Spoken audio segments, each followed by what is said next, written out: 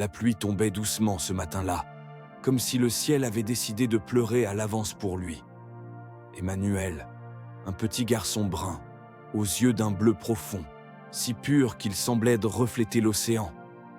Il était le fils cadet de sa mère, un trésor pour elle, un rayon de lumière dans une maison déjà remplie d'amour. Il aimait l'école plus que tout. Chaque matin, il se levait avant même que le soleil ne perce l'horizon, rangeait soigneusement ses cahiers et souriait en attendant le bus scolaire. Ses professeurs l'adoraient, pas seulement pour ses notes, mais pour sa curiosité insatiable et son cœur immense. Emmanuel voulait devenir médecin pour sauver les enfants malades, disait-il. Mais un jour, une nouvelle, plus sombre que la nuit, s'abattit sur sa famille. Un souffle court, une douleur dans la poitrine. Puis les examens.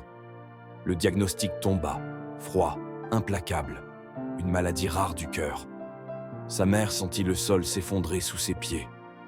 Son père resta figé, incapable de prononcer un mot. Les jours suivants furent une succession d'hôpitaux, d'odeurs de désinfectants et de machines qui bipent. Emmanuel, malgré les piqûres et les examens, gardait ce même sourire. « Ne pleure pas, maman, je vais guérir. Je dois encore apprendre beaucoup de choses. » Mais la maladie avançait vite, trop vite. L'enfant qui courait dans la cour de récréation ne pouvait plus marcher sans s'essouffler. Sa chambre devint sa classe, son lit d'hôpital son bureau. Pourtant, il révisait encore, les yeux fatigués, un stylo tremblant dans la main.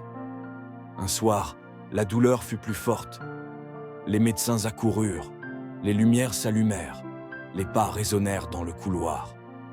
Sa mère, assise près de lui tenait la main, priant en silence. Emmanuel la regarda longuement. Ses lèvres tremblèrent, et il murmura « Maman, où est ma tenue? Je dois aller composer. » Il parlait de son uniforme scolaire, celui qu'il aimait tant, celui dans lequel il se sentait fort, comme un vrai élève. Sa mère sentit ses larmes couler. Elle savait, il ne composerait plus jamais. Mais elle ne voulut pas briser son rêve. Alors, avec des mains tremblantes, elle sortit l'uniforme de son sac et le posa sur lui. Emmanuel ferma les yeux, un léger sourire sur les lèvres. Quelques minutes plus tard, la flamme qui animait ses beaux yeux bleus s'éteignit doucement. Le bip régulier du moniteur cardiaque devint un son long, continu. Sa mère cria son nom, son père s'effondra. Les murs de l'hôpital semblèrent se resserrer autour d'eux, étouffant tout espoir. Le lendemain, l'école apprit la nouvelle. Sur son pupitre, quelqu'un déposa un bouquet de fleurs blanches. Dans le silence de la classe, les élèves pleuraient. Un professeur, la voix brisée, dit simplement « Emmanuel voulait sauver des vies.